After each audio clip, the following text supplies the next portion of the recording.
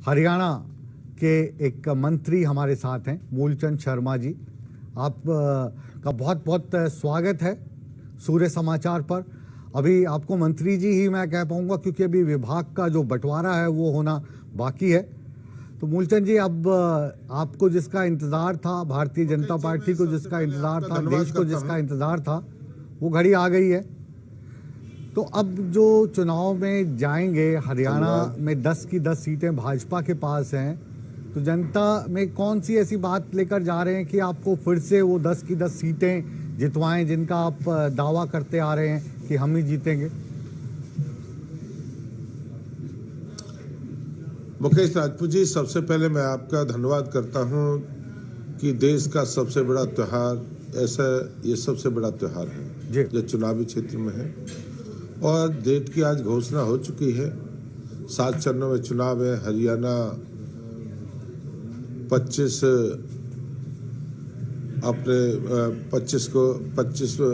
मई और 25 मई को चुनाव होने वाले हैं और मैं आपका इस तरह का धन्यवाद करता हूं कि हरियाणा में और पूरे देश में ऐतिहासिक काम हुए। आप कहीं जाइए, किसी भी क्षेत्र में जाइए, हरियाणा की बात करें तो हरियाणा में किस से जाए, किसको लेके जाए। आज हरियाणा में जाके देखिए, दर्जनों हाईवे देखिए, आप दर्जनों रोड देखिए, आप शिक्षा के क्षेत्र को देखिए, आप हॉस्पिटल देखिए, आप जो जिस तरह की भ्रष्टाचार हरियाणा में जननी थी, खर्ची और पर्ची कभी कल्पना भी नहीं थी। हरियाणा से खर्ची और पर्ची खत्म, आम व्यक्ति, गरीब का बेटा ईटीओ लग जाए, डीटीओ लग जाए, तहसीलदार लग जाए, एससीएस लग जाए, ये कभी कल्पना भी नहीं थी। पहले मंत्रियों के रिश्तेदार, उनके करीबी लोग, उनके मित्र लोग ला करते, गरीब व्यक्ति को कभी नहीं हुआ। जितना बड़ा भ्रष्टाचार पेंशन के नाम से, दूसरे के नाम से, जो 1100 करोड़ के आसपास, जो अब ऑनलाइन के बाद ऑनलाइन पोर्टल के थ्रू जो पैसा जाता है, जो जानकारी मुख्यमंत्री ने सदन में दी थी, 1100 कुछ करोड़ रुपए जिसकी बचत हुई है। इस तरह के अनेक काम हैं जो हरियाणा में हुए हैं। मैं कहाँ हर क्षेत्र में अलग कार्य हुए जी।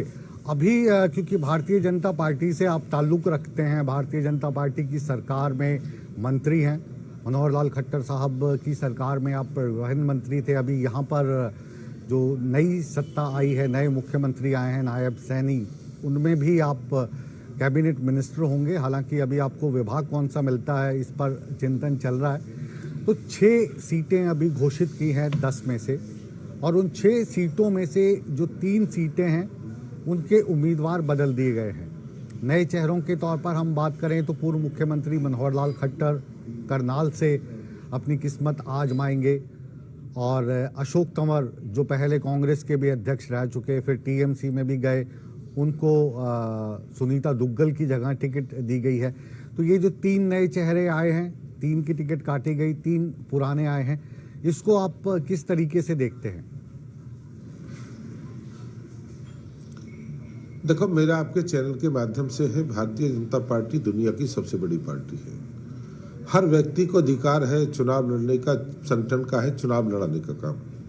और कौन व्यक्ति चुनाव लड़ेगा, कौन लोकसभा का लड़ेगा, कौन विधानसभा लड़ेगा, संगठन ने तय किया है कि अशोक तंवर जी को टिकट सिरसा से दिए, हमारे पूर्व में मुख्यमंत्री मनोहर लाल जी को करनाल से दी है, और बंतो कटारिया हमारी सिरसा से है, बंतो कटारिया अम्बाला से है। अम्बाला से। तो मेरा ये कहना है कि अम्बाला से जी।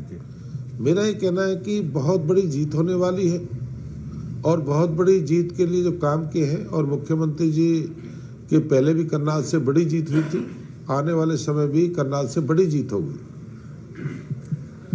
ऐसी कौन कौन सी चीज़ें हैं जो पिछला ये 10 साल का शासन रहा केंद्र का, और तकरीबन 9.5 साल का आपका हो गया हरियाणा का, तो ऐसी 3-4 चीज़ें जिनको लेकर हम कहें कि जो वोटर हैं उनको आपसे प्यार हो गया है और इस बार भी वोट वो मोदी के नाम पर ही डालेंगे, आप के जो संसद में जाने के लिए जो लोग टिकट लाए हैं उन्हीं को वोट देंगे। कुछ ऐसी उपलब्धियां आप हमें गिनवाइए, इस बहाने आपका प्रचार प्रसार भी हो जाएगा और जनता की याददाश्त भी तेज हो जाएगी। नहीं, मेरा नहीं, मेरा ये कहना है आपके चैनल के माध्यम से, 40 साल का इतिहास देखिए, चलने के लिए रोड नहीं थी, रजवाए नहीं थे, आज किसानों की क्या हालत थी, किसानों की बुरी हालत थी। आज मंडी की, आज हरियाणा में मार्केट कमेटी हर किसान के खेत तक, आज सड़कों का जाल, आज हाईवे का जाल, आज हाईवे जाल देखिए, रेलवे कॉरिडोर देखिए, नए रेलवे देखिए, सारे उद्योग में अच्छे दिए। सबसे बड़ा जीएसटी आज हरियाणा जीएसटी में, छोटा प्रदेश नंबर 1 जीएसटी में। ये सब विकास के औद्योगिक क्षेत्र में हुआ है, चाहे औद्योगिक क्षेत्र की बात करें या एग्रीकल्चर की बात करें, रेलवे कॉरिडोर की बात करें या हाईवेज की बात करें या शिक्षा के क्षेत्र की बात करें, या जहाँ हरियाणा में देश के प्रधानमंत्री नरेंद्र मोदी जी ने बेटी बचाओ बेटी पढ़ाओ का अभियान पानीपत से दिया था, मुझे उस दिन याद है। और आज बेटियों का आंकड़ा आज 1000 के पीछे 900 के आसपास, जो एग्जैक्ट आंकड़ा नहीं, 900 950 के आसपास बेटियां का आंकड़ा है, ये हरियाणा कर दिखाया। हरियाणा में आज हर 20 किलोमीटर कॉलेज देने का काम किया, बेटियों को फ्री रोडवेज की बस लगाने का काम किया, जो 1 लाख से ज़्यादा से आय कम है उनको फ्री शिक्षा देने का, सरकारी पढ़ाए, प्राइवेट पढ़ाए, एडेड में पढ़ाए, किसी भी क्षेत्र पढ़ाए। शिक्षा के क्षेत्र में जितने मुख्यमंत्री मनोहर लाल जी के नेतृत्व में जितना शिक्षा के क्षेत्र में, परिवहन पे, और चाहे रोडों के किसी भी क्षेत्र में जाइए, चिकित्सा में जाके देखिए, आप हॉस्पिटल की बात करें, आज हॉस्पिटलों का मेडिकल कॉलेज आज इतने हरियाणा में है। आज पानी, दक्षिण हरियाणा में पानी पहुंचाने का काम किया। दक्षिण हरियाणा में कभी पानी की कल्पना, जब बारिश का समय, जब 1 महीना हम अपना भियाणी, महेंद्रगढ़, नारनौल के इलाके में पानी देते हैं, पानी का स्टोर करते हैं, रिचार्ज होता है, ये कभी कल्पना थी? कभी थी भी नहीं। जिस नाम के आदमी व्यक्ति को नौकरी नहीं मिला करती थी, नौकरियों की बोर्ड। आप फरीदाबाद से आते हैं और परिवहन मंत्री रहे, तो हम इन दोनों ही विषयों पे बातचीत करते हैं, क्योंकि फरीदाबाद और गुरुग्राम कहते हैं कि हरियाणा के सबसे कमाऊ पूत हैं, और परिवहन मंत्री के तौर पर जो ये आपका कार्यकाल रहा, मनोहर लाल खट्टर साहब जब मुख्यमंत्री थे, अभी नए मुख्यमंत्री आए हैं, तो परिवहन के क्षेत्र में ऐसी कोई उपलब्धि आप हमें गिनवा सकें जो दूसरे राज्यों से अगर हम तुलना करें तो उससे बेहतर है?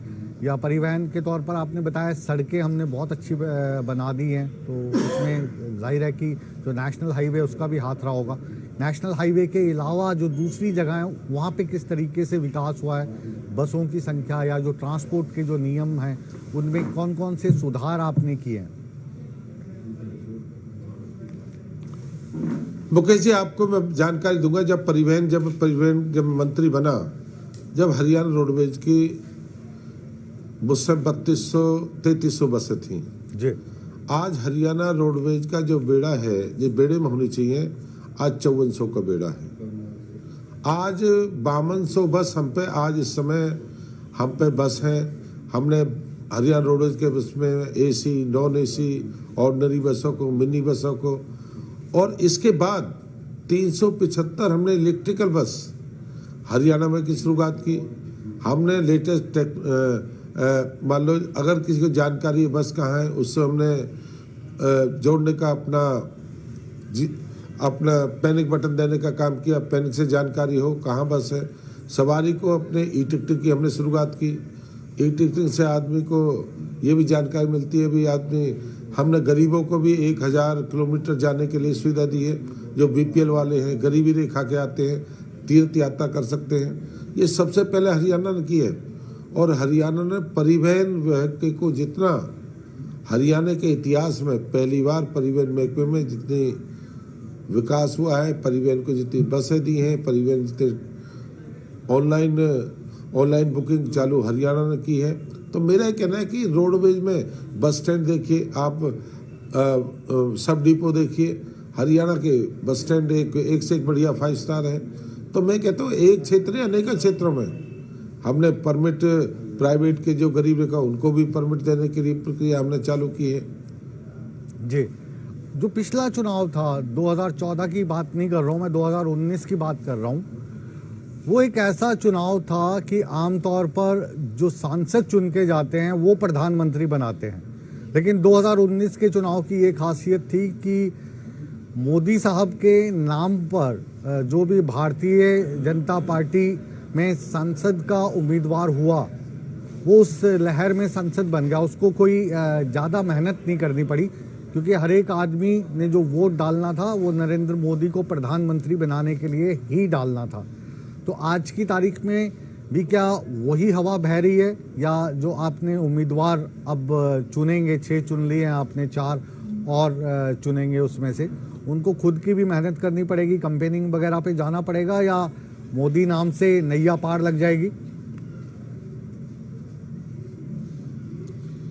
मुकेश जी, सबसे पहले आपके चैनल के माध्यम से कहूँगा, देश के प्रधानमंत्री आदरणीय नरेंद्र मोदी जी के नेतृत्व में ये चुनाव है। और चुनाव पे क्या है कि हर व्यक्ति कहता है कि भाई देश का प्रधानमंत्री कौन है। जब मोदी जैसे देश के प्रधानमंत्री हैं और उनको हर व्यक्ति चाहता है कि देश का प्रधानमंत्री नरेंद्र मोदी जी को होना चाहिए, और इसे लोग वोट डालेंगे कि सारी दुनिया में हम सब लोगों का, हिंदुस्तानियों का जो सम्मान बढ़ा है, सम्मान के साथ हमारी इज्जत होती है, बच्चे नौकरी करने जाएं, शिक्षा के क्षेत्र में जाएं, व्यापार के क्षेत्र में जाएं, देता सम्मान सारी देश और दुनिया में हमको मिला है। और मोदी जी के नेतृत्व में आज हर व्यक्ति, पढ़ा लिखा, चाहे मजदूर है, कर्मचारी है, व्यापारी, सब मोदी जी को पसंद करता है। हाँ, जहाँ प्रत्याशी भी का भी एक है, प्रत्याशी कैसा है, प्रत्याशी का क्या उसका अभाव है, क्या सामाजिक क्षेत्र है। मैं कहता हूँ आज लोग वो ज़्यादा सब ज़्यादा देश के प्रधानमंत्री नरेंद्र मोदी जी को चाहते हैं कि देश के प्रधानमंत्री नरेंद्र मोदी जी को बनाना है। और जो 400 पार का नारा दिया है सरकार का, गठबंधन का, उस लक्ष्य को लेकर आम व्यक्ति, गरीब व्यक्ति भी कहता है कि मैं मोदी को वोट दूंगा, मैं कमल को वोट दूंगा, मैं बीजेपी को वोट दूंगा। तो मेरा कहना है कि आम व्यक्ति मोदी को पसंद करता है, मोदी पहली पसंद है देश की। प्रत्याशी अगर कोई कम, उसको भी नहीं देखना, कहते मोदी जी को वोट देना है। ये सबसे बड़ी कभी कल्पना भी नहीं थी। कभी रजवाड़े हुआ करे, छोटे छोटे रजवाड़े होके 40-40 लेके प्रधानमंत्री बनाते थे, सरकार 2 साल चलती थी, 1.5 साल चलती थी, फिर उसके बंटवारे, कौन मंत्री रहेगा कौन नहीं रहेगा। ये पहली सरकार ऐसी है जहाँ 10 साल में जो कहा वो करके दिखाया। और मोदी जी बहुत पुराना, चाहे 370 की बात करी या 35 की बात करी या राम मंदिर की बात करी, या किसी भी क्षेत्र में जो कहा वो करके दिखाया।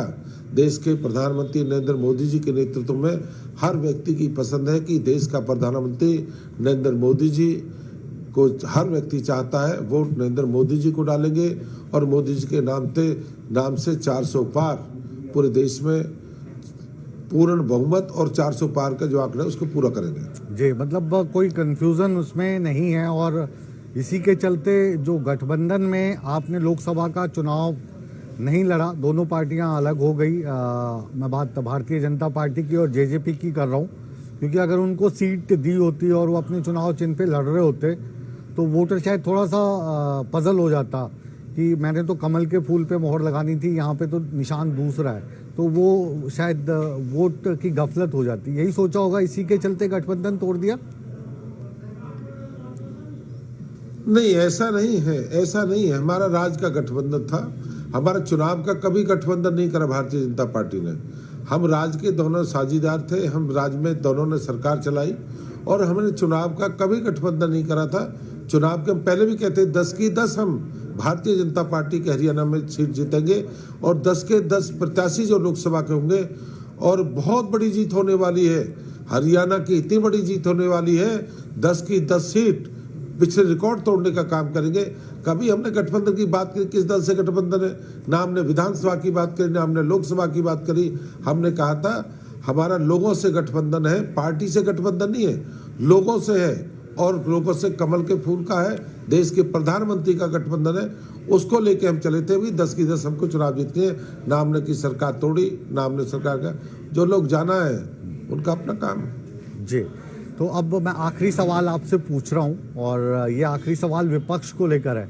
लेकिन विपक्ष ने तो गठबंधन कर लिया है, कांग्रेस की बात मैं कर रहा हूं।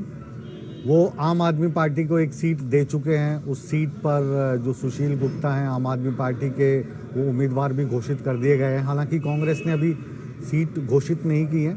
वहाँ पर एक नाम और आज सुबह सामने आया, कुरुक्षेत्र से अभय चौटाला भी लड़ेंगे।